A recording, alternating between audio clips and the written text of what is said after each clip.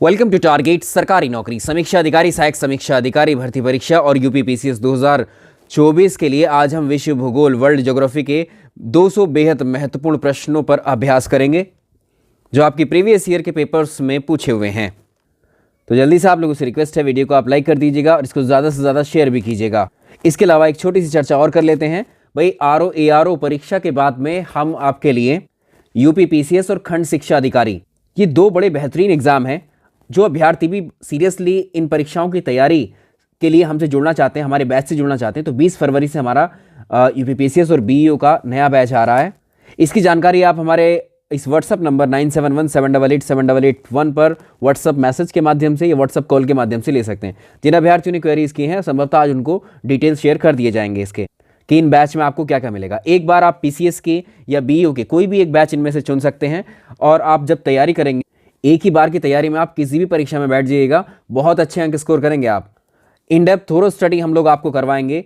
यदि आपको कुछ आता भी नहीं है या आपको बहुत दिक्कत होती है सामान्य अध्ययन के विषयों को समझने में, बिल्कुल बेसिक फंडामेंटल से लेकर के चलेंगे। आपके जो डाउट्स हैं उन डाउट्स को भी क्लियर करेंगे, प्लस टेस्ट सीरीज भी करवाएंगे, थ्योरी भी करवाएंगे। इवन जो इन एग्जामिनेशन की नीड है वो सब कुछ आपको इन बैचेस में मिलेगा हमारे। चलिए बातें हैं अपने प्रश्नों पर। सवाल नंबर 1 देखेंगे आज का। इसमें एक दो सूचियां दी गई हैं, आपको इनको मैच करना। एक सूची में दिया हुआ है पृथ्वी के मंडल स्फीयर ऑफ अर्थ, दूसरी तरफ दिए हैं main constituent of the sphere, यानी उस मंडल में कौन सी चीज़ पाई जाती है। पहला अगर आपसे पूछा जाए कि लिथोस्फीयर है, हाइड्रोस्फीयर है, एटमॉस्फेयर है, बायोस्फीयर है, ये चारों नाम आपने सुने हैं पर्यावरण में। इस सवाल के उत्तर तक हम लोग कैसे पहुंचेंगे? देखिए बेहद आसान है।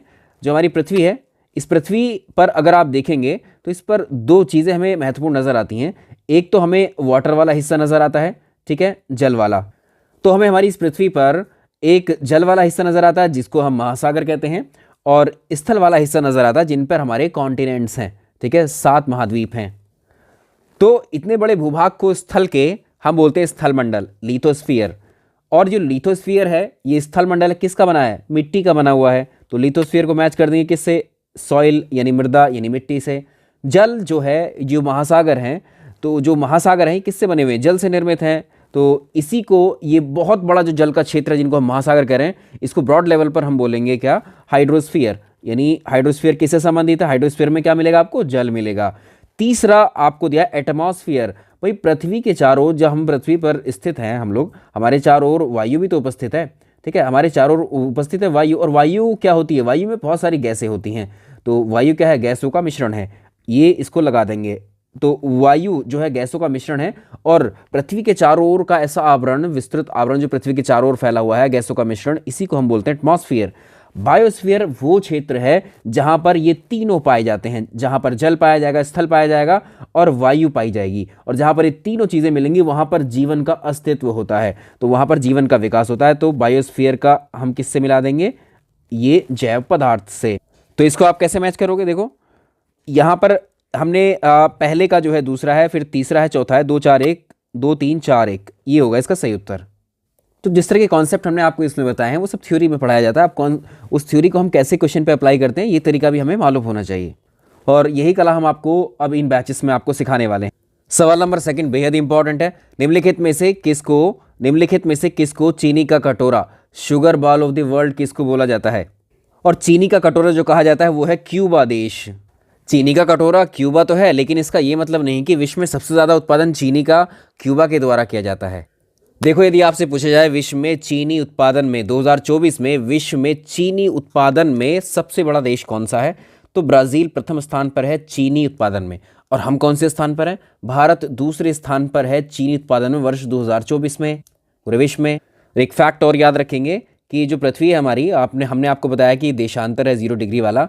इस देशांतर के इस साइड के हिस्से को बोलेंगे पूर्वी गोलार्ध, और इस देशांतर के इस हिस्से को बोलेंगे पश्चिमी गोलार्ध।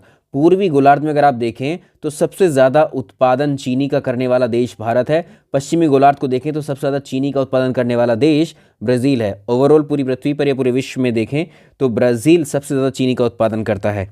साल 2024 के लिए जो अंतर्राष्ट्रीय चीनी संगठन है, इंटरनेशनल शुगर ऑर्गेनाइजेशन है, वो जो है उसकी अध्यक्षता, इसकी 63वीं बैठक होगी 2024 में, इसकी अध्यक्षता भारत करेगा, याद रखिएगा। और आईएसओ यानी अंतर्राष्ट्रीय चीनी संगठन का जो हेडक्वार्टर है वो यूके लंदन के अंदर है। तो यहाँ 3 तरह के सवाल हो गए। तो चीनी का कटोरा कहा जाएगा क्यूबा को। विश्व में सबसे ज़्यादा चीनी उत्पादन करता है ब्राज़ील, दूसरे नंबर पर है भारत। ठीक है, सवाल अगला देखें। किसी झील की जिसकी ऊपरी सतह हिमशीतित होकर बर्फ बन गई हो, तली पर जो जल है उसका तापमान लगभग कितना होगा? तो आपने देखा जिन झीलों के ऊपर बर्फ जम जाती है तो बर्फ वहीं जमेगी जहाँ पर 0 डिग्री सेल्सियस तापमान हो जाएगा, और नीचे जो है, नीचे जल ही रहता है, तो उस जल का तापमान 4 डिग्री सेल्सियस होता है। याद रहेगा। सवाल नंबर नेक्स्ट देखेंगे। निम्नलिखित में से कौन सी एक अन्य तीनों की तुलना में अधिक सूर्य तप यानी एल्बिडो को परावर्तित करती है? एल्बिडो क्या होता है? जो सूर्य से आने वाला प्रकाश है, अगर ये प्रकाश पृथ्वी से टकराकर सीधे वापस लौट जाए, यानी उस प्रकाश को पृथ्वी अवशोषित ना करे, बिना अवशोषित किए ये वापस लौट जाए, इसी को हम बोलते हैं एल्बिडो। और ये सबसे ज़्यादा देखने को मिलता है जो हिम से आच्छादित या जो बर्फ से ढकी हुई भूमियाँ होती हैं। इसका उत्तर करेंगे हम सी, नवपात हिम से आच्छादित भूमियाँ जो होती हैं। सवाल अगला देखेंगे। वॉलेस रेखा निम्नलिखित में से किन के बीच वनस्पति जगत और प्राणी जगत को सुस्पष्ट पृथक करती हैं? तो याद रखिएगा, इसका उत्तर हो जाएगा, देखिए, साउथ ईस्ट एशिया और जो ऑस्ट्रेलिया है, दक्षिण पूर्व एशिया और ऑस्ट्रेलिया, इन दोनों के बीच में।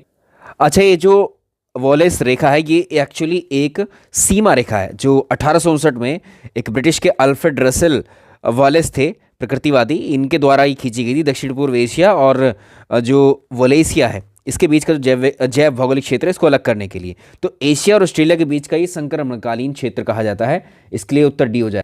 सवाल नंबर नेक्स्ट देखेंगे, बेहद इंपॉर्टेंट है। एक समुद्री मील किसके बराबर होता है? अब ये सवाल आसान हो जाता है, लेकिन यहाँ थोड़ा सा डिफिकल्ट हो सकता है, क्योंकि यदि पैरामीटर्स आपको याद नहीं है तो, क्योंकि हमने जो डेटा डिस्कस किया है या पढ़ा है आपने भी, तो वो किलोमीटर में पढ़ा है कि एक समुद्री मील में 1.852 मील होते हैं। मीटर भी बता दोगे आप, लेकिन उसमें फीट जिसको कन्वर्जन आता होगा वो कर सकते हैं। देखो, इसमें एक जो नॉटिकल माइल है उसमें होते हैं 1.852 किलोमीटर। इसको अगर हम मीटर में कन्वर्ट करेंगे तो ये हो जाएगा 1852 मीटर। अगर इसको आप फीट में कन्वर्ट करोगे तो ये हो जाएगा 6080 फीट। तो उत्तर इसका टी हो जाएगा। अच्छा, एग्जैक्टली अगर आप देखेंगे तो ये जो फीट में आप कन्वर्ट करते हैं 1 नॉटिकल माइल को, तो 1 नॉटिकल माइल एग्जैक्टली जो आता है उसको वैल्यू बता देते हैं 6076। ठीक है, 6076 फीट, और इसमें कुछ इंचेस भी होते हैं, 1.3 इंचेस भी होते हैं। तो यहाँ पर अप्रॉक्सीमेटली आप देखोगे तो कौन सा क्लोज ऑप्शन मिलेगा हमें? 6080 फीट मिलेगा, इसलिए हमने ये चुना है। ठीक है, सवाल नंबर नेक्स्ट क्या होगा। तीसरी सदी में BCE में, यानी बिफोर कॉमन इरा में या बिफोर क्राइस्ट जो हमने पढ़ा था, उसमें ग्रीक दार्शनिक हुए थे। इन्होंने एक ज्योग्राफी शब्द दिया था। कौन थे ये? किसने दिया है ज्योग्राफी शब्द? सिंपल उत्तर हो जाएगा, ये आप जानते हैं, इरेटोस्थनीज ने शब्द दिया था ज्योग्राफी। सवाल अगला देखेंगे। विशिष्ट आर्थिक क्षेत्र एक्सक्लूसिव इकोनॉमिक जोन पर संबंधित तटीय जो राष्ट्र हैं उनका एक अनन्य अधिकार निम्नलिखित में से कौन सा नहीं है? देखिए, बड़ा इंपॉर्टेंट सवाल है और ये प्रश्न आ भी जाता है। अच्छा, ये क्या है, पहले इसको समझ लेते हैं। ठीक है, लगे हाथ यहीं पर समझना ज़रूरी है। देखिए, एक्चुअल में जो विशिष्ट आर्थिक क्षेत्र जो होता है वो किसी भी देश के जो समुद्री क्षेत्र पर अधिकार को बताता है। ऐसे देश जिनकी सीमाएं समुद्र से लगती हैं, जैसे हमारा देश है, हमारे देश की सीमा समुद्र से लगती हैं। अरब सागर है, उधर बे ऑफ बंगाल है, हिंद महासागर है, इनसे लगती हैं। और देश भी हैं जो समुद्र के किनारों पर हैं, है ना, या मतलब जिनके किनारे समुद्र से टच होते हैं। तो हम अपने देश के एग्जाम्पल से ही समझेंगे। तो यह है हमारा देश, हमारा भारत, और यहाँ पर है अरब सागर। ठीक है, और इधर अगर आपसे पूछा जाए कि इस भारत में या भारत का या अरब सागर में या हिंद महासागर में कितने किलोमीटर तक इस क्षेत्रफल पर, पानी के क्षेत्रफल पर अधिकार है, तो यही बताता है विशिष्ट आर्थिक इकोनॉमिक जो क्षेत्र होता है। इसमें समझिए आप, देखिए, कोई भी देश होगा उसकी जो तट रेखा होती है, तट रेखा आपको बिल्कुल स्मूथ नज़र आ रही है यहाँ पर, है ना, बिल्कुल सीधी, बट ऐसे नहीं होता। समुद्र तट कटे फटे होते हैं, कहीं आगे कहीं पीछे। ठीक है, बट हमें जल्दी जल्दी ड्रॉ करते हैं तो ऐसे बनते हैं। तो अगर हम एक ऐसी लाइन ड्रॉ कर दें जो एक कटे फटे तट को एक तरीके से बिल्कुल एक समान, एक सीधी रेखा में हमें नजर आए, वो देश की जो सीमा रेखा है, तो इसको बोलेंगे हम बेस लाइन। ठीक है, इसको बोलते हैं हम बेस लाइन। इसको बेस लाइन बोलते हैं, आधार रेखा बोलते हैं। इस बेस लाइन से समुद्र के जल तक, समुद्र के जल में आइए चलते हुए, और 200 नॉटिकल माइल तक आइए। ठीक है, 200 नॉटिकल माइल तक आइए। नॉटिकल माइल अभी पढ़ा है, एक नॉटिकल माइल में 1.852 किलोमीटर होते हैं, तो ये 200 नॉटिकल माइल। इस क्षेत्र को किसी भी देश के समुद्र तट से, किसी भी देश की जो समुद्र तट है उसमें जो आधार लाइन है, आधार रेखा है, उससे समुद्र के अंदर 200 नॉटिकल माइल तक की जो डिस्टेंस कवर करते हुए जो क्षेत्र होगा, इसी को बोलेंगे हम EEZ। EEZ यही क्षेत्र होता है।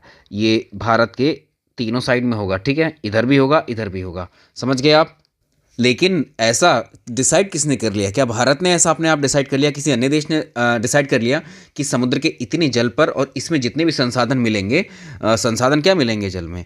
जल में आप जो है प्राकृतिक जो तेल होते हैं, मतलब आप ऑयल भी निकाल सकते हैं वहाँ से, और मछलियाँ हैं, समुद्री जीव हैं, जलीय जीव हैं, उन पर सब जितना भी संसाधन इस क्षेत्र में पाया जाएगा उस देश का अधिकार होगा, जिसकी वो समुद्र तट के पास होगा 200 नॉटिकल माइल तक।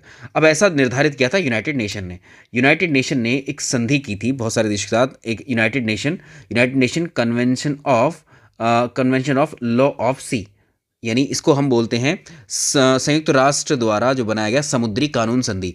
अनक्लॉज इस यूनाइटेड नेशन ने 1982 में आया था, ये आप याद रखिएगा, ठीक है। अनक्लॉज क्या है? एक अंतर्राष्ट्रीय समझौता है, एक अंतर्राष्ट्रीय संधि है जो विश्व के महासागर और सागरों पर देशों के एकाधिकार और जिम्मेदारी को निर्धारण करता है। समझ में आ गया होगा आपको। और ये कानून 1982 में आया था, संयुक्त राष्ट्र ने इसको लॉन्च किया था, प्रभावी हुआ था 1994 में। अब इसके अलावा इसको जो है 3 तरह के जल में इसको डिवाइड किया गया था। एक होता है अनन्य आर्थिक क्षेत्र, जो पहला ही क्षेत्र होता है, और 2 क्षेत्र होते हैं प्रादेशिक सागर, और इसके बाद होता है आंतरिक जल होता है, ठीक है। अब इस क्वेश्चन पर आने लायक हमारे कॉन्सेप्ट समझ में आ गया है। अब इस क्वेश्चन को समझ सकते हैं। इसमें बोल रहा है कि अब देखो इस वाले क्षेत्र की बात कर रहा है, अब हमें समझ में आ गया इसमें कौन कौन से अधिकार हैं। तो महासागर निक्षेप जो होते हैं, महासागर के अंदर इस क्षेत्र में जितने खनिज पाए जाएंगे, ये हमारा देश यानी भारत ही इनका दोहन करेगा, इनका सर्वेक्षण करेगा, रिसर्च करेगा इन पर, ये बात ठीक है। समुद्री जल और मत्स्य ग्रहण, माहीगीर जो मछलियाँ वगैरह पकड़ते हैं, ये समुद्री जीवों का दोहन कर सकते हैं हमारे देश के ही, ये ठीक है।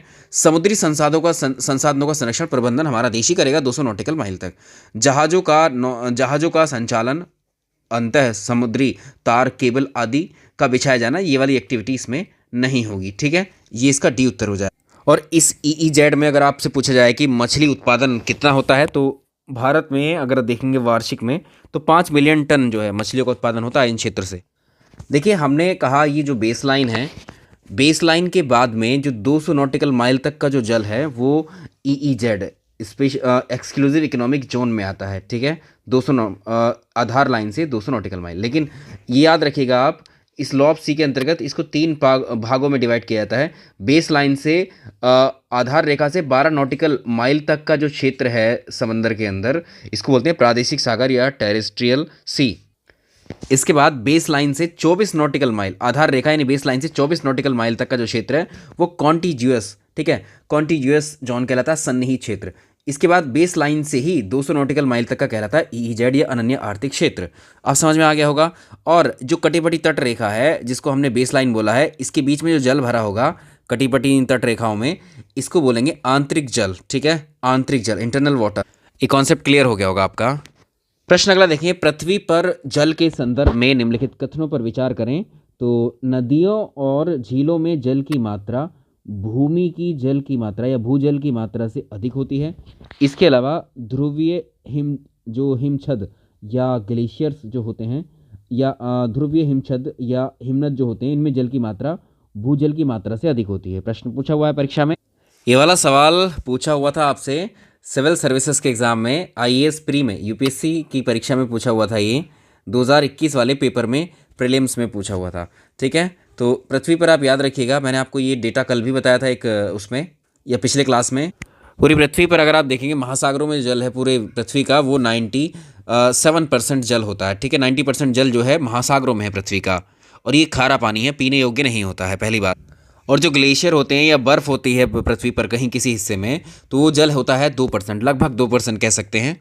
एक होता है भूजल या भूमिगत जल या अंडरग्राउंड वाटर, जो पृथ्वी की सतह से नीचे जो हम अपने हैंडपंप और ट्यूबवेल की मदद से उसको अपने धरातल पर लाते हैं, तो ये भूजल होगा 0.68%। उसके बाद झीलों का नंबर आता है, ठीक है। जो झीलें होती हैं, झीलों में जो जल होता है वो 0.1% होता है। उसके बाद वातावरण का आता है, उसके बाद नदियों का जल आता है। ठीक है, रिवर में जल काफ़ी काफ़ी कम होता है। ठीक है, 0.0001% इतना जल होता है नदियों में। अब ऑर्डर आप देख लो इसमें से किस तरह से पूछा हुआ था। ये डेटा हम लोग को पहले भी याद होगा, आप में से बहुत सारे लोगों को, लेकिन यूपीएससी में पूछने का तरीका उसने इन डेटा को नहीं पूछा है, इसमें से ही कम या ज़्यादा को पूछ लिया है। तो पीसीएस और यूपीएससी में इसी तरह से जो अप्रोच होती है क्वेश्चन की वो आपको बताई जाती है। अब तो यहाँ पहला देखो, नदियों और झीलों में जो जल की मात्रा है, नदियों और झीलों में जो जल की मात्रा है, तो ये रही नदियाँ और ये रही झीलें। जल की मात्रा भूमिगत जल ये रहा, इनसे तो ऊपर ही है, इनकी मात्रा से अधिक है। यानी ये जो पहला कथन है ये इन दोनों में जल की मात्रा को अधिक बता रहा है, जो कि गलत हो जाएगा, क्योंकि भूमिगत जल की मात्रा इन दोनों से अधिक है। इसका उल्टा कर दोगे तो ठीक हो जाएगा। ध्रुवीय हिमछद या फिर हिमनद जो होते हैं, इनमें जल की मात्रा भूजल से अधिक होती है। देखो, हिमनद है कोई भी ग्लेशियर है, ग्लेशियर बर्फ़ के पहाड़ होते हैं, और बर्फ़ जैसी संरचना कहीं अगर पृथ्वी पर है तो वो एक तरीके से जो भूमिगत जल है उससे ज़्यादा मात्रा होती है, 2% है, और ये 0.6-8% है। तो ये इसमें केवल दूसरा ही ठीक हो जाएगा, केवल दूसरा ही ठीक हो जाएगा। सवाल अगला देखेंगे, निम्नलिखित में से कौन सी एक 10 लाख जनसंख्या अमाप तक पहुंचने वाली विश्व की पहली नगरीय बस्ती यानी मिलियन प्लस सिटी का एग्जाम्पल है। तो ये प्रश्न देखो कितना पुराना हुआ है, लेकिन ये आया है यूपीएससी के एग्जाम में ही आया है ये। तो सीडीएस में इसको एक बार पूछा गया था। न्यूयॉर्क सिटी है, न्यूयॉर्क सिटी। ठीक है, उत्तर हो जाएगा सी। और ऐसी बात कब बताई गई?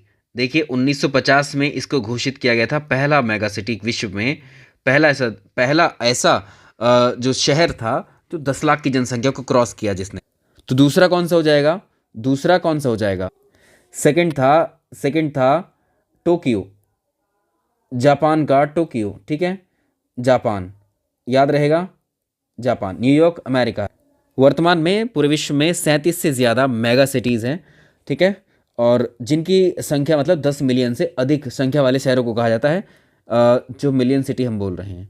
आगे देखेंगे, निम्नलिखित में से ऑस्ट्रेलिया के किस भाग में अधिक वर्षा होती है? तो ये जो क्षेत्र है इसमें उत्तर हो जाएगा जो ऑस्ट्रेलिया है, ऑस्ट्रेलिया में जो तस्मानिया है, तस्मानिया वाला भाग।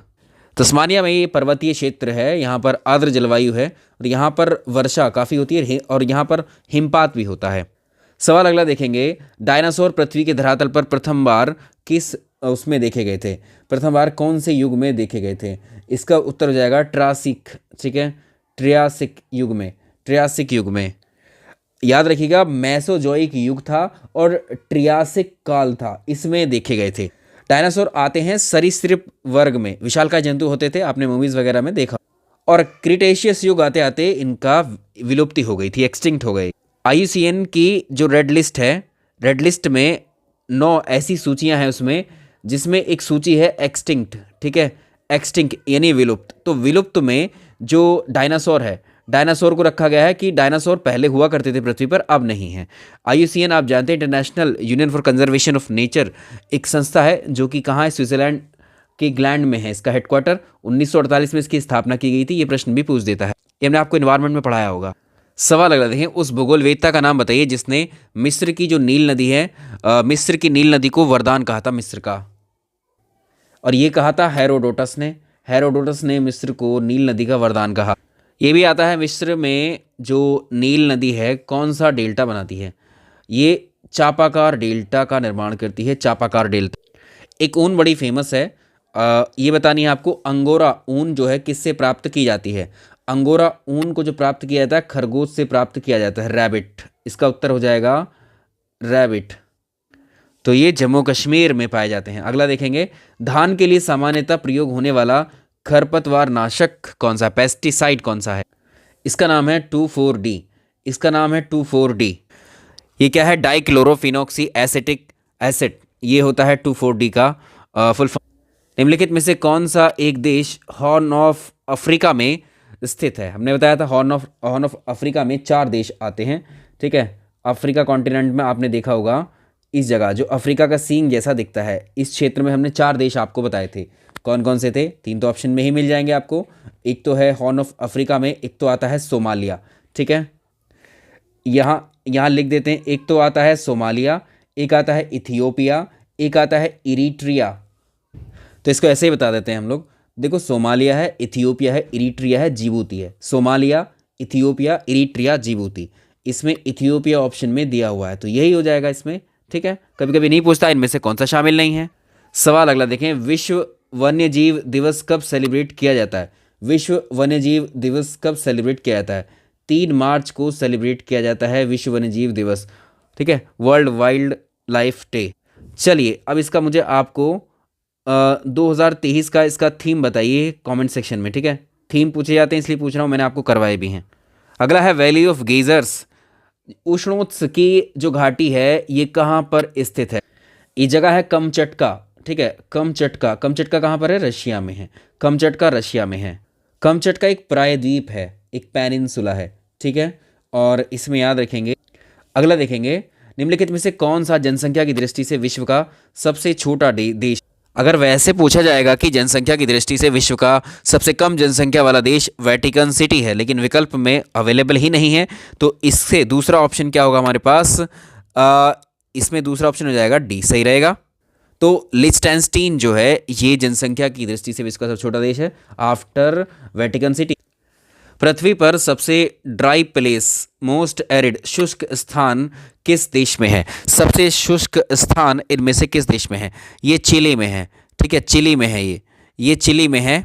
चिली में एक मरुस्थल है जिसे हम कहते हैं अटाकामा मरुस्थल, यहीं पर है ये शुष्कतम स्थल चिली। चिली कहाँ पर है? दक्षिणी अमेरिका में। और इसमें अगर देखोगे इस क्षेत्र में नाइट्रेट, तांबा आदि के खनिज के भंडार मिलते हैं। बेहद आसान सा सवाल देखिए, 1992 में पृथ्वी शिखर सम्मेलन कहाँ पर हुआ था? सब लोग उत्तर कर देंगे रियो डी जेनेरियो में हुआ था। रियो डी जेनेरियो में हुआ था। अब ये है कहाँ पर? जो कि ब्राज़ील का एक शहर है। ठीक है, ब्राज़ील का एक शहर है। नेक्स्ट देखेंगे, दक्षिण गंगोत्री स्थित है। अब दक्षिण गंगोत्री ये क्या है? ये हमने आपको बताया था अंटार्कटिका में भारत का रिसर्च सेंटर है ये। तो ये अंटार्कटिका में है, महाद्वीप में है ये। भारत द्वारा अंटार्कटिका पर पहला अनुसंधान अभियान 1981 में आरंभ किया गया था। और यहीं पर आरंभ तो 1981 में किया गया था, लेकिन 1984 में पहला रिसर्च सेंटर दक्षिण गंगोत्री यहाँ पर स्थापित किया गया था। ठीक है, याद रहेगा, ये हमने आपको पिछली क्लास में भी शायद बताया था इसको। ठीक है, और दूसरा कौन सा? ये तो फर्स्ट हो गया, इसमें सेकंड याद रख सकते हैं मैत्री, और तीसरा है भारती। ठीक है, 3 रिसर्च सेंटर हैं भारत के इस पर। ठीक है, नवीनतम है भारती, नवीनतम है भारती यानी नया है इन सभी में तीनों। सवाल अगला देखें, स्विट्जरलैंड में बोली जाने वाली प्रधान भाषाएं कौन कौन सी हैं? स्विट्जरलैंड में बोली जाने वाली एक तो जर्मन बोली जाती है, फ्रेंच बोली जाती है, इटालियन बोली जाती है। तीनों भाषाएं यहाँ बोली जाती हैं। क्योंकि Switzerland France, Germany, Italy, Australia देशों से सीमाएं साझा करता है। सवाल अगला, निम्नलिखित में से कहाँ पर अंतर्राष्ट्रीय समुद्री संगठन इंटरनेशनल मैरीटाइम ऑर्गेनाइजेशन स्थित है? ये है यूके, लंदन में। ठीक है, ए ऑप्शन ठीक रहेगा। इसकी स्थापना जो है 1948 में की गई थी। चलिए नेक्स्ट, कभी कभी हेडक्वार्टर्स पर भी क्वेश्चन पूछ ही देता है। अगला देखेंगे, विश्व की एजेंसी, बड़े संस्थान अंतर्राष्ट्रीय, और आपको बताना के हेडक्वार्टर कहाँ पर है। United Nation development programme UNDP का हेडक्वार्टर कहाँ पर है? इसको ये है न्यूयॉर्क में। ठीक है, न्यूयॉर्क में। UNEP United Nation environment programme कहाँ पर है? नैरोबी में है, नैरोबी में। इसके अलावा United Nation industrial development organisation UNIDO का हेडक्वार्टर कहाँ पर है? वियना में है, वियना में।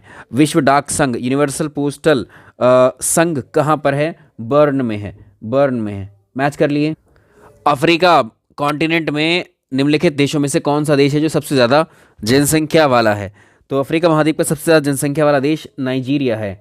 नाइजीरिया में सबसे ज़्यादा पॉपुलेशन है अफ्रीका कॉन्टिनेंट में। ठीक है, और अगर आप देखें विश्व में पहले स्थान पर जनसंख्या के मामले में भारत है, दूसरे पर चीन है।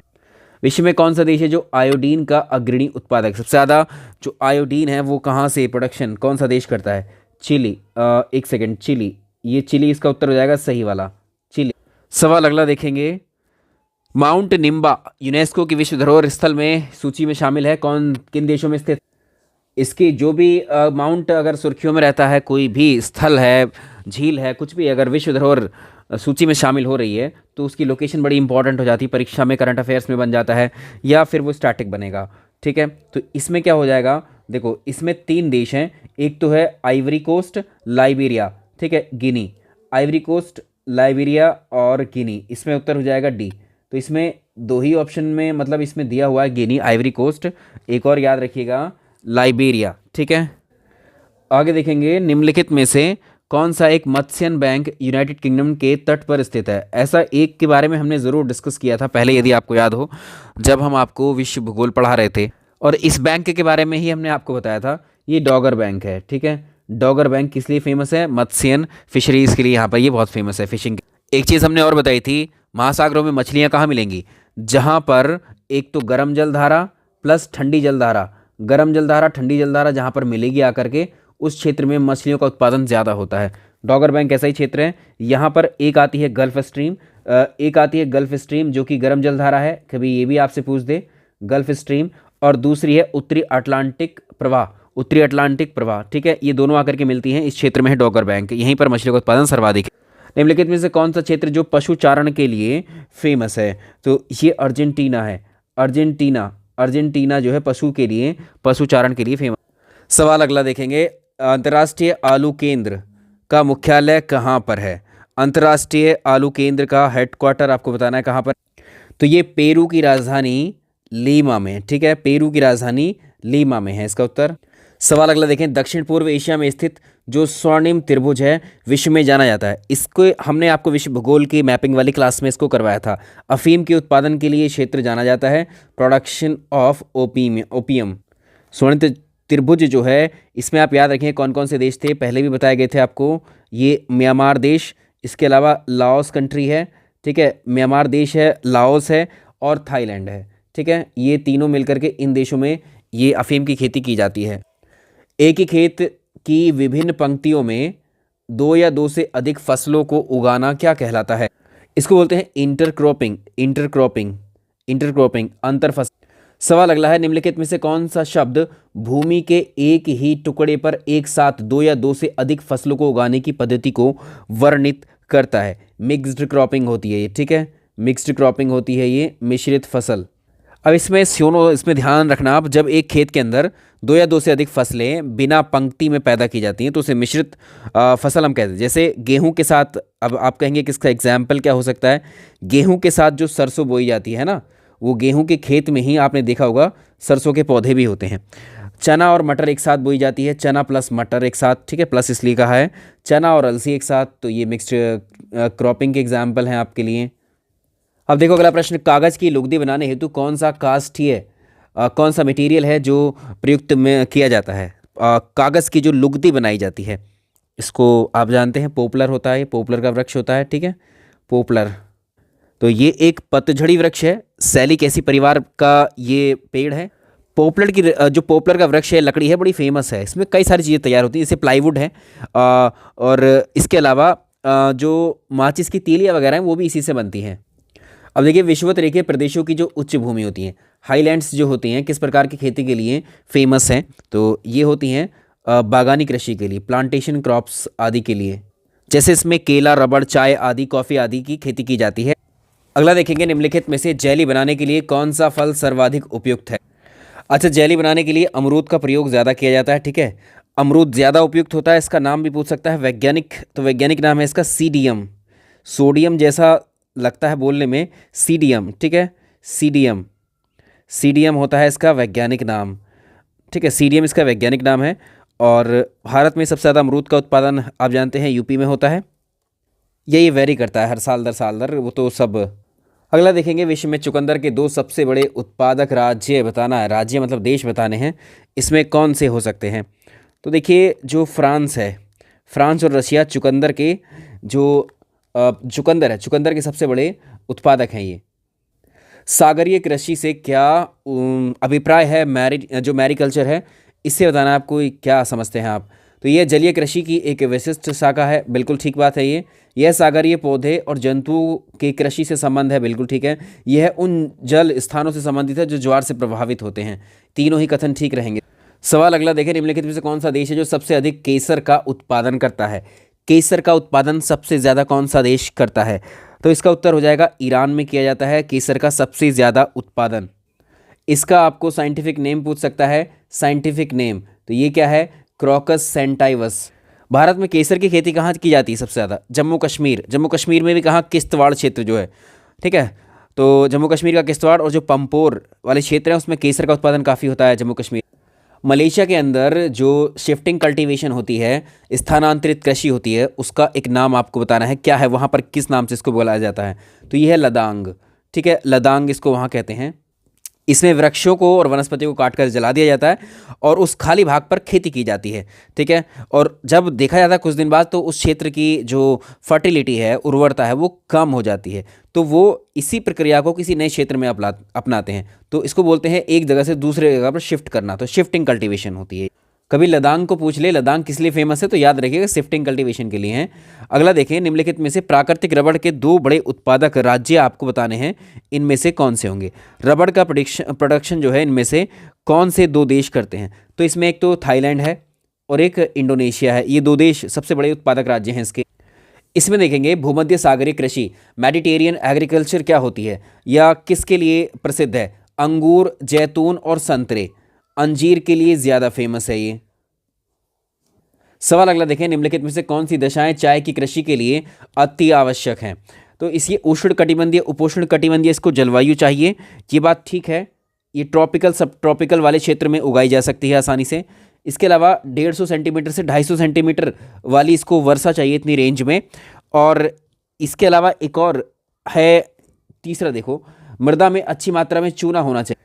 ये लेटेराइट मृदा में ज़्यादा अच्छी होती है और लेटेराइट मृदा में आप जानते हैं उसमें चूना, नाइट्रोजन, पोटाश, फास्फोरस ये सब नहीं होता है। तो इसमें ये तीसरा वाला गलत है, पहले दोनों ही ठीक हो जाएंगे, पहले दोनों ही ठीक। श्रीलंका में कॉफ़ी की जो कृषि है, कॉफ़ी की खेती होती थी पहले श्रीलंका में, वो बंद कर दी गई थी, क्यों। ये सवाल तो भाई देखो यूपीएससी ने पूछा था, बट ये ऐसा नहीं है। देखो इस तरह के जो प्रश्न होते हैं, जो आपको वन लाइनर टाइप के जो क्वेश्चन दिखते हैं ना, है ना, और सिर्फ 4 ऑप्शंस होते हैं उसमें, वो कहीं भी आ सकते हैं, ठीक है। ऐसा नहीं यूपीएससी ही पूछेगा, तो बहुत सारे एग्जामिनेशन में आप देखते हैं आयोग यूपीएससी के प्रश्नों को उठाकर ऐसे पूछ देते हैं। तो जो पर्णकिट है, पर्णकिट ये एक रोग है, इस रोग के कारण ये इसको काफ़ी नुकसान होता है इस फसल। सवाल अगला देखें, निम्नलिखित में से किस देश में कोको त्रिभुज स्थित है। अच्छा, कोको जो है ये क्या है, कोको घाना देश है, घाना की एक मुख्य फसल है। तो घाना के 3 क्षेत्र हैं जो कोको की कृषि के लिए जाने जाते हैं। घाना के कौन कौन से जो 3 क्षेत्र हैं ये भी इंपॉर्टेंट रहेगा। कौन कौन से हैं, एक्रा, टाकोरासी, टाकोराडी है ये, और ये कुमासी, ये 3 क्षेत्र हैं, इन्हीं को कहा जाता है घाना के कोको त्रिभुज। निम्नलिखित में से किस पौधे की पत्तियों का उपयोग रेशम कीट पालन के लिए नहीं किया जाता है। रेशम की जो कीट पाले जाते हैं वो आप जानते हैं, शहतूत सबसे ज़्यादा फेमस है, ठीक है, शहतूत पे भी पाले जाते हैं, बांज पर भी पाले जाते हैं, और ये इसके अलावा अरंडी ये भी। लेकिन जो सागौन है, सागौन के वृक्ष पर या पत्तों पर एक रेशम कीट का पालन नहीं किया जाता। इन तीनों में भी आपसे पूछेगा तो लगभग 70% जो मतलब रेशम कीट पालन होता है वो शहतूत के पत्तों पर ही किया जाता है, ठीक है। शहतूत, बांज और जो अरंडी है, इन तीनों में सबसे ज़्यादा शहतूत पर ही किया जाता है, याद रहेगा। चलिए नेक्स्ट देखो, ब्राज़ील में विशाल जो कहवा यानी कॉफ़ी के जो बागान होते हैं उनको किस नाम से बुलाया जाता है। तो ये आपने पहले भी किया होगा प्रश्न, फजेंडा, ठीक है, फजेंडा। ब्राज़ील में जो विशाल कहवा के जो बागान होते हैं उनको फजेंडा कहा जाता है। तो ब्राज़ील कहवा का सबसे बड़ा उत्पादक देश है, याद रहेगा। जो हमने रियो डी जेनेरियो हमने देखा था, जहाँ पर अर्थ समिट हुई थी 1992 में, मिनास सिराज वहाँ का, और जो साओ पोलो, ये प्रमुख उत्पादक राज्य हैं ब्राज़ील के, किसके, कहवा के। विश्व में लंबे रेशे के कपास का सबसे बड़ा उत्पादक देश कौन सा है। लंबे रेशे वाले कपास का उत्पादक और निर्यातक कौन सा देश है। तो इसमें आप याद रखिएगा अमेरिका है इसमें, और इसके अलावा आपसे विश्व में सर्वाधिक कपास उत्पादन जो पूछा जाए तो चाइना है, नंबर 2 पे भारत है। वो देश कौन सा है जो रेशम का सबसे बड़ा उत्पादक देश है। तो सबसे ज़्यादा जो रेशम का उत्पादन किया जाता है वो चीन के अंदर किया जाता है। चीन विश्व में सबसे ज़्यादा उत्पादन रेशम का चीन करता है। भारत में कौन सा स्टेट है, भारत में जो स्टेट है वो है कर्नाटक, ठीक है, वो है कर्नाटक, प्रथम है, फर्स्ट लिख देते हैं यहाँ पर, फर्स्ट। विश्व का चीनी का भंडार, sugar reserve of the world, हमने एक चीनी का कटोरा वाला सवाल किया था, ये सवाल कुछ वैसा ही है, तो क्यूबा को ही बोलेंगे, ठीक है, क्यूबा ही इसका सही उत्तर हो जाएगा। आप देख पा रहे हैं हमने जो है कृषि पर आधारित प्रश्नों को भी कर रहे हैं यहाँ पर। विश्व में गन्ने का सबसे बड़ा उत्पादक देश कौन सा है। देखो विश्व में सबसे बड़ा गन्ना उत्पादक जो देश है वो इसमें ब्राज़ील है। ब्राज़ील में सबसे बड़ा, ये ब्राज़ील सबसे बड़ा गन्ना उत्पादक देश है। इसके बाद अगर हम देखें भारत सेकंड नंबर पर है, ठीक है, इसमें भारत सेकंड नंबर पर है, और भारत में कौन सा राज्य है जो कि गन्ना उत्पादन में सबसे अग्रणी है? उत्तर प्रदेश। ठीक है, भारत में उत्तर प्रदेश गन्ना उत्पादन में प्रथम स्थान पर है। नेक्स्ट देखेंगे, विश्व का धान जीन बैंक कहाँ पर स्थित है? विश्व का धान जीन बैंक है फिलीपींस में। ये फिलीपींस में है। फिलीपींस का जो मनीला है, इसमें जो फिलीपींस का जो मनीला है, यहीं पर है अंतर्राष्ट्रीय चावल अनुसंधान संस्थान, इसको हम कहते हैं इरी। ठीक है, eri, international rice research institute, eri है। इसी के प्रीमाइसेस में बना हुआ है धान जीन बैंक, विश्व चावल संग्रहालय, याद रहेगा। निम्नलिखित घास के मैदानों में कौन गेहूं की कृषि के लिए अनुपयुक्त है? गेहूं की कृषि के लिए कौन सा अनुपयुक्त है? इसमें जो सवाना घास के मैदान है, ये यहाँ गेहूं की खेती के लिए बिल्कुल ठीक नहीं है। उष्णकटिबंधीय घास होती है ये सबसे ज़्यादा अगर आप देखेंगे सवाना तो सूडान में पाई जाती है। ठीक है, तो यहाँ पर सवाना घास में अगर आप देखोगे, घास की अधिकता ऐसी होती है, यहाँ पर कई ऊंचाई वाले जो हैं वृक्ष भी मिलते हैं। ठीक है, इसके अलावा प्रेरी, डाउन्स, स्टेपीज, ये गेहूं की खेती के लिए फेमस है। हमने पीछे भी डिस्कस किया था पिछले वाली क्लास। अलेक्जेंड्रिया जो समुद्र पत्तन है, ये पोर्ट है, बंदरगाह कहाँ पर है? ये इजिप्ट का है, मिस्र का बंदरगाह है। मौद्रिक मूल्य की दृष्टि से सबसे बड़ा जहाज निर्माता देश कौन सा है? ये चाइना है। एक कंपनी और पूछी जाती है, हुंडई हैवी इंडस्ट्रीज करके एक है, दक्षिण कोरिया की कंपनी है, जहाज निर्माण करती है ये, और ये विश्व की सर्वाधिक बड़ी कंपनी है। निम्नलिखित में से किसको विश्व का कॉफ़ी बंदरगाह कहा जाता है? ये थोड़ा सा सरल प्रश्न है, इसको आप पहले से कर चुके होंगे। ठीक है, इसको आप पहले से कर चुके होंगे और ये पहले से पता, मतलब इसको सेंटोस बंदरगाह जो है कॉफ़ी बंदरगाह है। सेंटोस बंदरगाह को विश्व का कॉफ़ी बंदरगाह कहा जाता है। ठीक है, एक और है, ब्राज़ील का साओ पोलो विश्व का कहवा पात्र कहा जाता है और सेंटोस को कॉफ़ी बंदरगाह। ठीक है, ब्राज़ील का साओ पोलो ये विश्व का कहवा पात्र है, कॉफ़ी बाउल। अगला देखेंगे, हम्बन टोटा बंदरगाह कहाँ पर है? हम्बन टोटा बंदरगाह है श्रीलंका में। हम्बन टोटा बंदरगाह श्रीलंका में है। अब इसकी खास बात ये पूछने की क्या है, क्योंकि इसको चीन ने निर्माण किया था, इसका चीन ने। ठीक है, तो यहाँ पर बी ऑप्शन, श्रीलंका ने इसको चाइना को 99 वर्ष के लिए लीज पर दिया था। ठीक है, तो एक तरीके से मालिकाना हक जो है वो श्रीलंका के पास है। वैसे अधिकार किसका है? भी चाइना। विश्व का सबसे बड़ा पोर्ट, विश्व का सबसे बड़ा पोताश्रय आपको बताना है, ये कहाँ पर है? रॉटरडम है, ये रॉटरडम। अब देखो यहाँ पर इन ऑप्शन के अकॉर्डिंग तो रॉटरडम हो जाएगा, लेकिन एक चीज़ याद रखिएगा, इनसे बड़ा अगर आप देखोगे, इनसे बड़े बड़े हैं शंघाई, जो चीन में है, शंघाई में जो पोर्ट है वो सबसे बड़ा है। उसके बाद सिंगापुर पोर्ट है, उसके बाद है एक और है निंगबो, मतलब ये भी चीन का ही है तीसरे नंबर पर। सिंगापुर को पोर्ट ऑफ कॉल के नाम से जाना जाता है, क्यों? तो ये जाना जाता है, देखिए, जो यह प्रमुख समुद्री मार्ग पर स्थित है, जहाँ पर जहाज ईंधन भरने, पानी लेने, ठीक है, और खाद्य वस्तु लेने के लिए लंगर डालते हैं। ये सी सही रहे। स्वेज नहर पर प्रश्न किए थे हमने, स्वेज नहर बनने से भारत की पश्चिमी देशों से दूरी क्या कम हो गई है? और स्वेज नहर भूमध्य सागर को लाल सागर से जोड़ती है, ये दोनों बातें ठीक हैं। स्वेज नहर विश्व की सबसे बड़ी जहाजी नहर है और ये भूमध्य सागर को, मेडिटेरियन सी को रेड सी से जोड़ती है, ये तो ठीक है। तो इसका उत्तर ए हो जाएगा। आगे देखें, स्वेज नहर किन दो सागरों को मिलाती है? स्वेज कैनाल किन किन दो सागरों को मिलाती है? आपने कई सारी कैनाल हमने डिस्कस की थी, तो ये स्वेज कैनाल है। कौन से दो सागरों को ये जोड़ती हैं? इसमें हो जाएगा, देखिए, स्वेज कैनाल, मेडिटेरियन सी, रेड सी। अभी देखा है, उस प्रश्न को ऐसे पूछ देगा, निम्नलिखित में से संसार का सबसे ज़्यादा व्यस्ततम महासागरीय मार्ग कौन सा है? बिजी सी रूट आपको बताना है, इसमें से कौन सा है। प्रश्न आया हुआ है, ये पीसीएस में आया है 4 बार ये प्रश्न।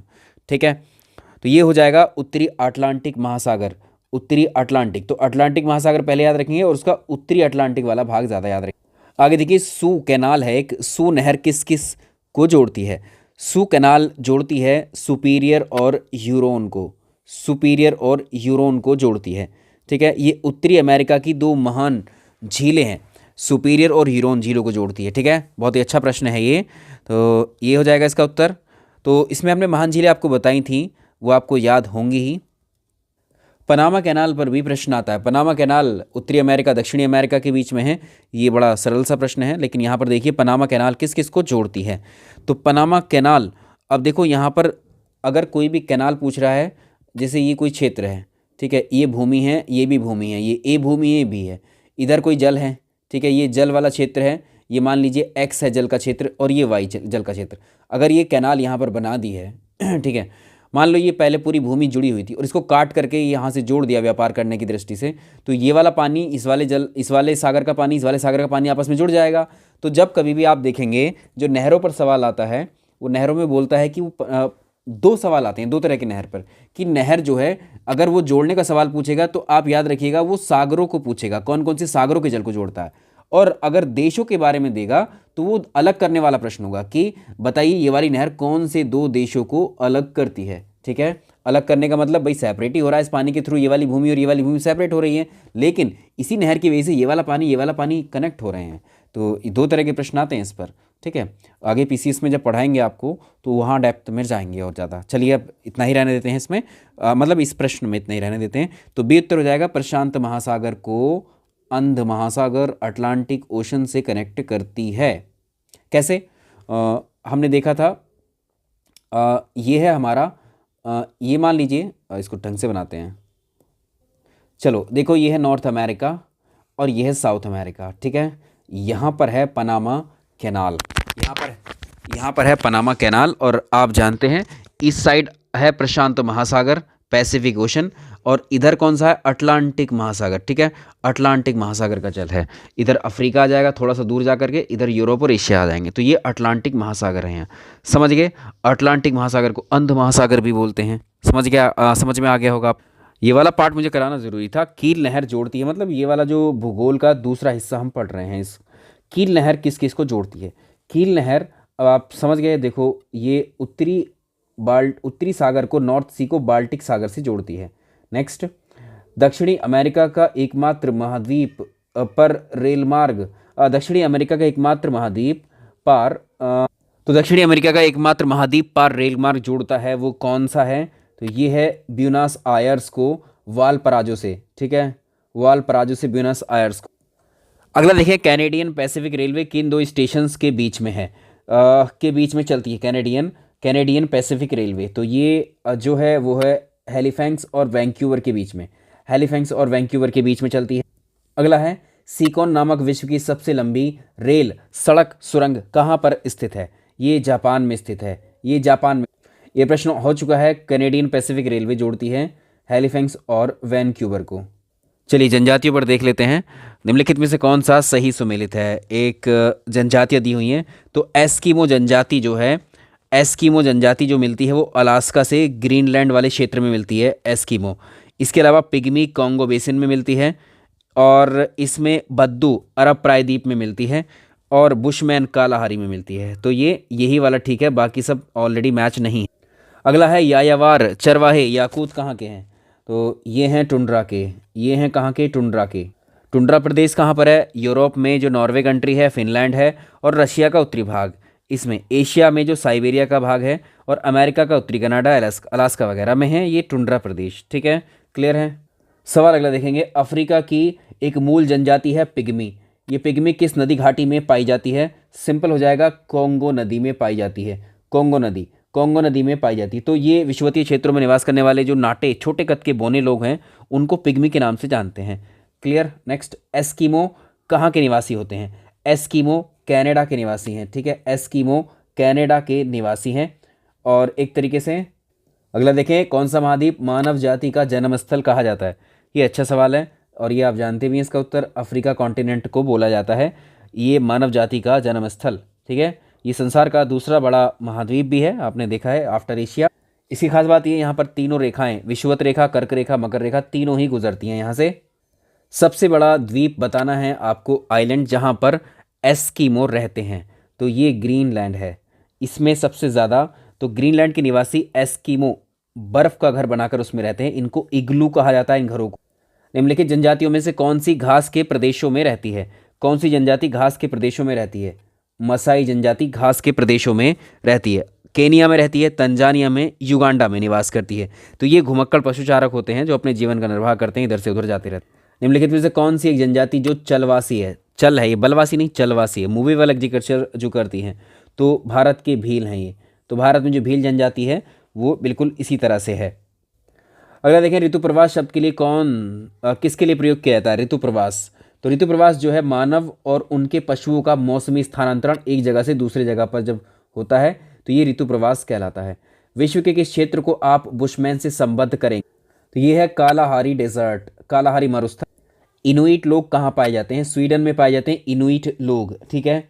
साइबेरिया क्षेत्र, जिसमें कुछ भाग अलास्का का है, ग्रीनलैंड का है, कनाडा का है, ये हमेशा जो है ये बर्फ से ढका रहता है। और स्वीडन में इनुइट लोग नहीं पाए जाते, ठीक है। ये जो नहीं पाए जाते कहाँ पर हैं? स्वीडन में नहीं पाए जाते, बाकी इन तीनों जगह पर पाए जाते हैं। प्रश्न मैंने थोड़ा शायद ये वाला नहीं पढ़ा था, मतलब नहीं शब्द को नहीं पढ़ा था पहले।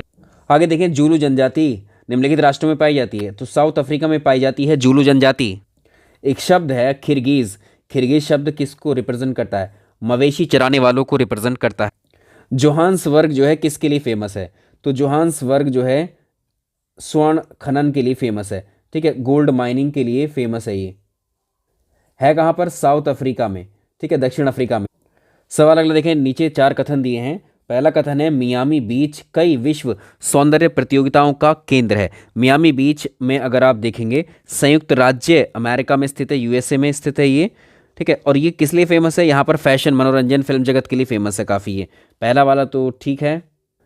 आगे है, ग्लासगो को हीरा खनन के लिए जाना जाता है। जो ग्लासगो है स्कॉटलैंड का एक शहर है, पहली बात। और यह हीरे खनन के लिए नहीं जाना जाता, बल्कि ये शिप बिल्डिंग के लिए जाना जाता है। तो ये गलत हो जाएगा, शिप बिल्डिंग के लिए। होनोलुलु वस्त्र उद्योग के लिए फेमस है। होनोलुलु संयुक्त राज्य अमेरिका के हवाई प्रांत का सबसे बड़ा शहर है, ठीक है, और राजधानी भी है। तो ये नौसेना, पर्यटन स्थल आदि के लिए फेमस है, ना कि वस्त्र उद्योग के लिए। इस्तांबुल को पहले देखिए इसको, तो इसको पहले कॉन्स्टेंटिनोपल के नाम से जाना जाता था। तो इस्तांबुल वाला क्वेश्चन भी ठीक है, ये इसमें उत्तर हो जाएंगे पहला और चौथा। डेट्राइट किसके लिए फेमस है? तो डेट्राइट मोटर गाड़ियों के लिए फेमस है, डेट्राइट, ठीक है। डेट्राइट कहाँ पर है? यूएसए, ठीक है। डेट्राइट कहाँ है? यूएसए। जापान के हॉन्शिन क्षेत्र के 3 नगरों में निम्नलिखित में से एक समूह द्वारा निर्मित औद्योगिक सन नगर कौन सा है? तो ये है Osaka, Kobe, Kyoto. Osaka, Kobe, Kyoto, ये इंडस्ट्रियल एरियाज। जापान के मुख्य उद्योग, जापान की जो मोस्ट ऑफ द इंडस्ट्रीज़ हैं वो कहाँ पर हैं? बड़ा इंपॉर्टेंट प्रश्न है ये। होन्शु तट पर हैं, ठीक है, होन्शु तट पर हैं। अधिकतर जापान के जो उद्योग हैं होन्शु के पूर्वी तट पर हैं। और होन्शु जापान का सबसे बड़ा द्वीप है। यहीं पर जापान की पूर्वी तट पर जापान की राजधानी टोक्यो भी स्थित है, ठीक है। तो ये आपको याद रहना चाहिए। आगे चलते हैं। निम्नलिखित में से किसको यूरेनियम सिटी का श्रेय दिया जाता है? यूरेनियम सिटी कहा जाता है कनाडा को। तो कनाडा में जो अथाबास्का झील है, कनाडा के अंदर एक झील है अथाबास्का झील, इसके किनारे पर स्थित है यूरेनियम सिटी। क्लियर हो गया? तो यहाँ पर सबसे ज़्यादा भंडार देखने को मिलते हैं यूरेनियम। विश्व में सूती वस्त्रों का सबसे ज़्यादा अग्रणी उत्पादक देश, इसका उत्तर हो जाएगा चाइना। इसका उत्तर हो जाएगा चाइना। अगला देखिए, नीदरलैंड का जो रोटरडम है अधिकांश किसके लिए फेमस है? नीदरलैंड का जो रोटरडम है वो शिप निर्माण के लिए, शिप बिल्डिंग के लिए फेमस है। ये हमने डिस्कस भी किया था। निम्नलिखित में से ऊनी वस्त्र उत्पादक केंद्रों में से जर्मनी से संबंधित कौन सा है? तो ये हो जाएगा वूपरताल, ये हो जाएगा वूपरताल। फ्रांस का लॉरेन किस लिए प्रसिद्ध है? ये आयरन एंड स्टील उद्योग के लिए फेमस है। चलिए सवाल नंबर नेक्स्ट देखें, तेल के कोष से संबंधित लार्जेस्ट ऑयल रिजर्व किस देश के पास है? तो विश्व में सबसे ज़्यादा जो ऑयल रिजर्व हैं वो वेनेजुएला के पास हैं। अगला देखेंगे, पेट्रोलियम का सबसे बड़ा भंडार कहाँ पर पाया जाता है? पेट्रोलियम का सबसे बड़ा भंडार सऊदी अरेबिया में है। अब आप कहेंगे पिछले प्रश्न में तो कुछ और बताया है। बिल्कुल ठीक है। अभी देखो, विश्व के कुल तेल का भंडार अगर आप देखेंगे तो वेनेजुएला में है, ठीक है, वेनेजुएला में है। इस वाले क्वेश्चन में तो ऑप्शन में है ही नहीं वेनेजुएला। तो लगभग 20% जो हिस्सा है पूरे विश्व में तेल का, ऑयल रिजर्व वेनेजुएला के पास। सेकंड नंबर पे आता है सऊदी अरेबिया, ठीक है, सऊदी अरेबिया सेकंड नंबर पे आता है, लगभग 17% के आसपास इसके पास है। तीसरे नंबर पे आता है कनाडा, ठीक है, कनाडा। तो आप तीनों याद रख सकते हैं, तो सऊदी अरेबिया इसमें हो जाए। संयुक्त राष्ट्र अमेरिका को छोड़कर विश्व के निम्न देशों में से कौन सा देश कच्चे तेल का सबसे ज़्यादा उत्पादन करता है? तो ये सऊदी अरेबिया हो जाएगा उत्तर इसका सी। दक्षिण पूर्वी एशिया का सबसे बड़ा खनिज तेल जो उत्पादक देश है वो इंडोनेशिया है। इंडोनेशिया इसका सही उत्तर। इंपॉर्टेंट प्रश्न, निम्नलिखित में से किस देश में उसकी कुल ऊर्जा का आवश्यकता जो है वो 99% जल विद्युत हाइड्रो इलेक्ट्रिक प्लांट से ही किया जा रहा है? तो ये नॉर्वे कंट्री है, नॉर्वे देश है ये, नॉर्वे। जस्ते और शीशे के लिए प्रसिद्ध ब्रोकन हिल्स कहाँ पर हैं? ब्रोकन हिल्स हैं ऑस्ट्रेलिया के अंदर, ब्रोकन हिल्स ऑस्ट्रेलिया के अंदर। मॉलिबेडनम का सर्वाधिक उत्पादन करने वाली जो क्लाइमेक्स खान है, क्लाइमेक्स खान कहाँ पर है? अमेरिका के अंदर है, अमेरिका। अगला देखिए, दक्षिणी अमेरिका में खनिजों का भंडार जो क्षेत्र है वो कौन सा है? ये है आपका ब्राज़ील प्लेट्यू, ब्राज़ील के पठार में खनिजों का भंडार है ये, ठीक है, ये ऐसे ही पूछा था। 3 अग्रणी पेट्रोल उत्पादक देशों का सही क्रम आपको बताना है। ये सवाल बहुत पहले आया था, लेकिन हम नया वाला डेटा आपको देते हैं, इन ऑप्शंस के अलग भी हो सकता है। नवीनतम आंकड़ों के आधार पर सबसे ज़्यादा पेट्रोल या खनिज तेल का उत्पादक देश यूएसए है, ठीक है। उसके बाद में सऊदी अरेबिया है, उसके बाद में सऊदी अरेबिया है सेकंड नंबर पर, और थर्ड नंबर पर रशिया है, थर्ड नंबर पर रशिया, फिर कनाडा है, ठीक है। याद रखिएगा 3 देश तो एटलीस्ट याद ही रख ले। विश्व में चांदी का सबसे बड़ा उत्पादक देश कौन सा है? मैक्सिको। मैक्सिको में चांदी का उत्पादन सबसे ज़्यादा किया जाता है, ठीक है। ये हो गया। Mexico is the largest producer किस चीज़ में? अभी देखा है सिल्वर का सबसे ज़्यादा उत्पादन इसी में हो। अगला देखो, निम्नलिखित में से कौन सा देश हीरा का सबसे बड़ा उत्पादक है? हीरा सबसे ज़्यादा उत्पादन हीरा होता है रशिया के अंदर, रशिया के अंदर। किम्बरले किस लिए प्रसिद्ध है? किम्बरले हीरे की खान के लिए ही फेमस है। किम्बरले दक्षिण अफ्रीका, साउथ अफ्रीका है, ठीक है, इसी में है किम्बरले। आगे देखें, विश्व के विशालतम स्वर्ण क्षेत्र दक्षिण अफ्रीका की निम्नलिखित में से कौन सी पर्वत श्रेणी में स्थित हैं? ये हैं विटवाटरसरैंड में, विटवाटरसरैंड में स्थित हैं। निम्नलिखित में से किस देश के पास दुनिया का सबसे बड़ा यूरेनियम भंडार रिजर्व? यूरेनियम के भंडार मिलेंगे ऑस्ट्रेलिया में। निम्नलिखित में से कौन सा एक देश महत्वपूर्ण यूरेनियम अयस्क के निक्षेप डिपोजिशन के लिए जाना जाता है? कनाडा, कनाडा इसका उत्तर हो जाए। मलेशिया में किंट घाटी है, किंट घाटी किसके लिए फेमस है? टिन प्रोडक्शन के लिए फेमस है, टिन प्रोडक्शन के लिए फेमस है। विश्व में यूरेनियम का वृहत्तम भंडार कहाँ पर है? विश्व में अगर आप देखोगे यूरेनियम का वृहत्तम यानी लार्जेस्ट रिजर्व कहाँ पर है? तो ये लार्जेस्ट रिजर्व ऑस्ट्रेलिया के अंदर है, ऑस्ट्रेलिया के अंदर है। आगे देखेंगे, चिकवी का माटा, चिकवी का माटा चिली में किस खनिज के लिए फेमस है? ये कॉपर के लिए फेमस है, कॉपर का उत्पादन होता है यहाँ से। और जापान किस चीज़ में आत्मनिर्भर है? तो जापान कॉपर में आत्मनिर्भर है, कॉपर के उत्पादन में। आगे देखेंगे, निम्नलिखित में से कौन सा देश बॉक्साइट का सर्वाधिक उत्पादक राज्य? तो इसमें ऑस्ट्रेलिया, ऑस्ट्रेलिया जो है बॉक्साइट का सर्वाधिक उत्पादक राज्य है। बॉक्साइट का आपको बताया था एल्यूमिनियम का अयस्क है। अगला देखें, ऑस्ट्रेलिया मुख्यतः लौह अयस्क का निर्यात करता है क्योंकि जो देश में लोहा और इस्पात की मांग कम है, ठीक है, ये इसलिए करता है निर्यात। निम्नलिखित में से कौन सा नगर जापान का पिट्सबर्ग कहलाता है? जापान का पिट्सबर्ग कौन सा कहलाता है? यवाता, यवाता, ये रहा यवाता। यवाता जो है ये लौह इस्पात उत्पादक केंद्र है। आगे देखेंगे, किस उद्योग को आधुनिक सभ्यता के लिए सबसे मूलभूत माना जाता है? बड़ा इंपॉर्टेंट प्रश्न है ये, और इसका उत्तर आपको आना चाहिए, और इसको आप कर ही लोगे। ये है iron and steel, iron and steel. पृथ्वी के गर्भ में दूसरी सबसे ज़्यादा पाई जाने वाली धातु कौन सी है? तो आयरन है, ठीक है, लोहा, लोहा, लोहा या आयरन है, ठीक है, क्लियर है। लोहे के अयस्क भी आपको याद होंगे, जिसमें मैग्नेटाइट है, हेमेटाइट है, लिमोनाइट है, सीडेराइट।